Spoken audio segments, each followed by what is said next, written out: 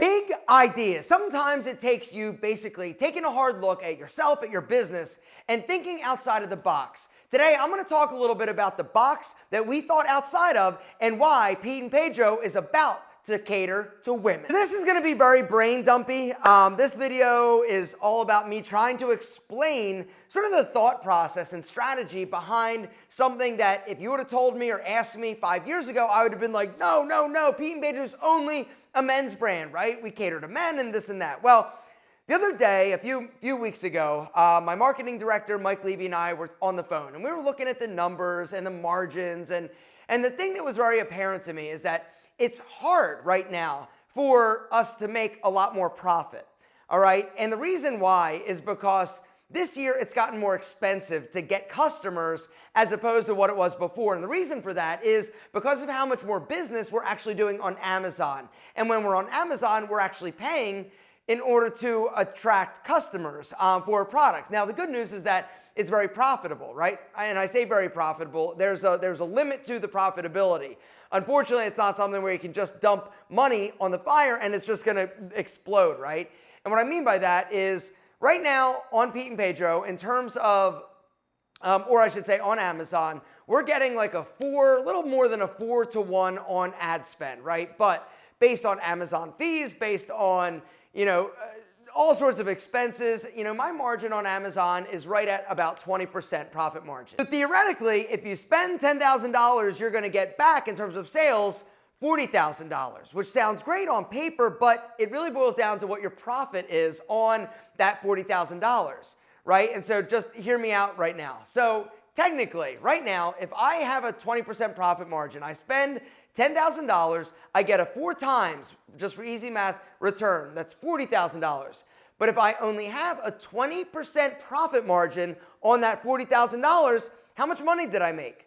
$8,000, which means I spent $10,000 to make profit $8,000. I lost $2,000, right? Theoretically, all right? That's just like straight math, right?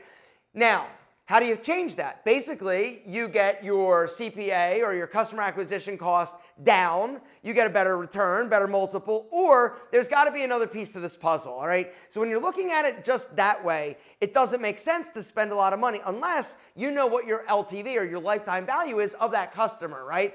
Knowing that, okay, I might have lost a little bit of money or not made profit on these customers, but you know that long term they're going to shop 4 times a year and they're worth $120 and you're not having to pay to get them back. And so there's more to it than just like straight up like I spend this, I get this, my profit margin is this, one time done. There's more to it, right? And the more I kind of have started to dive into the numbers, and that's something that I have never done a really great job with, right? In the old days, old Alpha M, old Aaron Marino, it was simple because our profit margin was really good because it was just me advertising it, right? I wasn't really spending money to get sales, right? All the traffic that was coming to PeteandPedro.com was really organic through YouTube. Well, as YouTube basically dropped in terms of the views, so did the website traffic. And then Google, we had this they had a change in the way that they did things, and we also saw an additional reduction of organic traffic. And so when you look at it this year, the majority, not the majority, but more of our traffic is coming from Amazon and sales are coming from Amazon as opposed to PeteandPedro.com. But PeteandPedro.com is more profitable because of a lot of different factors, mainly because of the Amazon fee. But when you factor all sorts of things, anyway, long story short, just to say it's not simple math. But the other day, Mike and I were talking and he's like, we need to sort of think about what is a big idea? What's a big idea? What is something that we could do that will move the needle, And so I started thinking about it a little bit, and really what I came back to was, what if we started selling women's products or having a women's line on PeteandPedro.com? Now, I know some of you are like, wait a second, that's kind of stupid, right? Because then you're going to have to market to these women. You're going to have to change everything. It's going to be expensive to educate these women about the brand. Well, if you actually look at the numbers, 30% of our website traffic is women that come to PeteandPedro.com. Why are they coming? Some of them are buying for themselves. Most of them are buying for their boyfriend, their husband, or their son. And so it already makes sense that, okay, if they're already there, they already know that their husband or son or boyfriend or whatever likes these products. If there was a tab for women, think they might check it out? Maybe so. I'm betting that they will. I don't know how many, I don't know what percentage, but I'm betting that some of the women that are coming to our website that aren't buying for themselves because we don't have anything that's technically like for women aren't shopping or spending money for themselves. And I think, and this is my hunch, this is my hypothesis, is that if we did and it was apparent, they would. Now, what percentage? I'm not sure. That was option one. Come out with a women's line. I'll tell you a little bit more about a little more strategy in a second. The second option is, what if we came out with certain products that were like a premium line for Pete and Pedro? The problem with that is that A, you are going to have to charge more. Men are more price sensitive than women. But the other problem is that you're still just catering to men. And so you're really going to be cannibalizing a lot of your existing sales, because if they're buying the shampoo and conditioner combo and you came out with a premium line, right, it's a little bit more expensive, they're just buying that. So maybe you're making a few extra dollars, right? But with women, they are less price sensitive to men. And so you can actually charge a little bit more and they're not as concerned or worried about it. The other thing that we have is an incredible manufacturing partner that specializes in women's hair care. And so the other day we went to our sales rep. I said, hey, I want to know what your top 10 sellers are for women.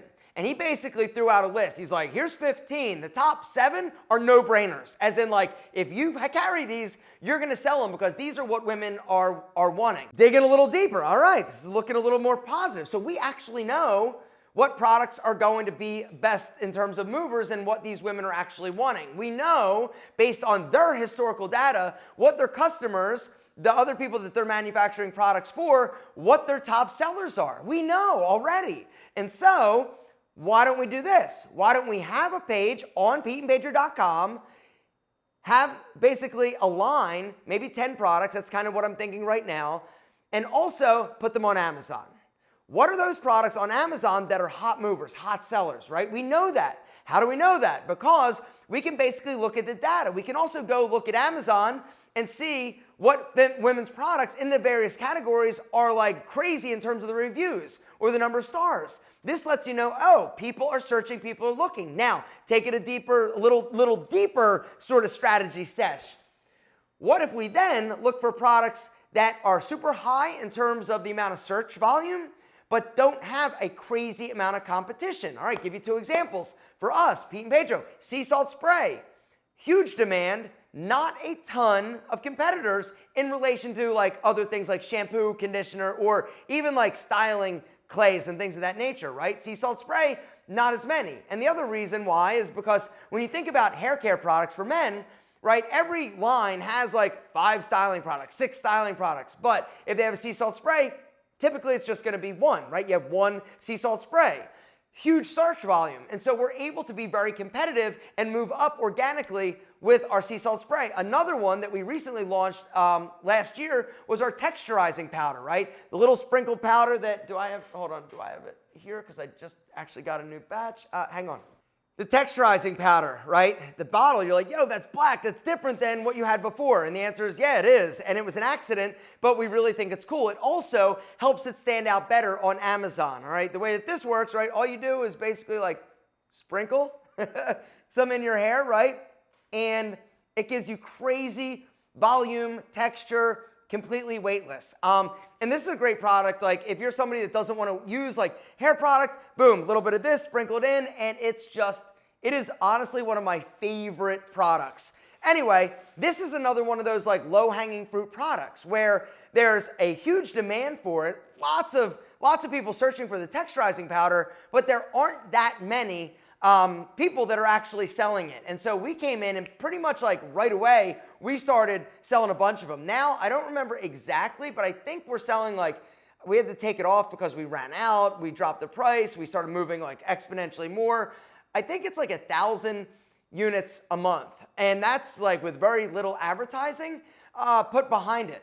But this is another example of one of those products that it's kind of like low-hanging fruit because there's high demand, not a lot of competition, so you can be competitive with it. This is going to be one of our huge sellers in the next like 6 months of an Amazon. We just got a big shipment in, so we're about to drop the price down again. And that's one of the things that you can do on Amazon. If you're like low on inventory, you could raise the price, right? And that's something we had to do with sea salt spray. We were running really low on inventory. We ended up running out, but one of the things we did to kind of like downshift was raise the price up. We also cut our advertising spending. And so Amazon is a whole nother beast. But anyway, that's another option for us in terms of some of these like really big like movers in terms of women's products that we can basically sell. Now, the other cool thing is that Pete and Pedro is already a brand. It's an established brand. And so even though the name is Pete and Pedro, it doesn't matter, right? There are a lot of really stupid names out there, like Bumble and Bumble. That's a dumb name. Well, like, that's kind of stupid. There's Slick Gorilla. There's so many like crazy brand names. Pete and Pedro, it already has a little bit of street cred, and it also has a lot of reviews in our various products. But it's going to take spending there. And that's one of the things that we'll have to talk about and think about and test once we kind of launch this women's line. So anyway, that's what we're doing, honestly. As of right now, I am looking to actually invest a little bit of money, and that's the other thing. Depending on how you actually make your products, you don't have to risk a lot. What I mean by that is, remember that early video where I talked about $3,000 private label, right? The private label products are amazing. That's how Pete and Pedro started. Now, we're not doing private label now, but some of our products still use the original formula that we had when we launched because people love them. And the truth is that they're amazing.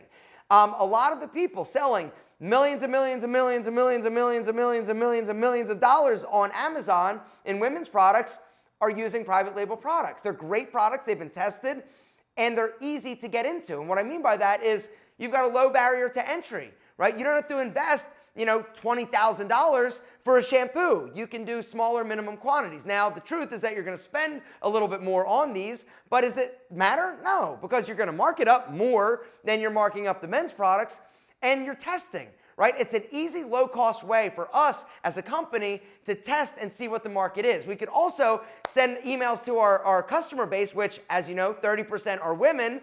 Also, let these guys know, hey, we now have products for your wife, for your girlfriend, for your mother. Let them know, Pete and Pedro. Tell your spicy senoritas, yo, you got to check out the women's line, right? These products are going to be incredible. They're going to be in different packaging. We might go black, we might go white, we might go silver shiny cap, gold cap, something sexy, because that's the thing. We really want the packaging to be different and look like luxurious and high-end. All the ingredients are going to be amazing. All of the products that we sell ultimately are going to be amazing, just like Pete and Pedro. Pete and Pedro products, whether or not you realize this or not, are crazy premium compared to our competitors. And we are charging, honestly, we try to compete on price and be kind of like in the middle. But I also heard somebody talk about, and I think I mentioned this in the last vlog, is there is a perceived value, right? You charge more, people automatically perceive it to be more valuable or better.